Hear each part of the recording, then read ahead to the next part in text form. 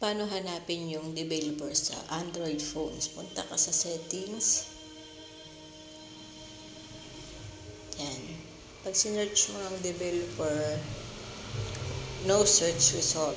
Ngayon, pupunta ka ulit sa settings. Hanapin mo lang yung about device. Yan. Tapos, hanapin mo yung version.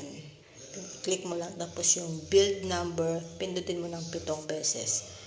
7, 2, 3, 4, 5, 6, 7. Tapos may lalabas dyan na you are now in developer mode.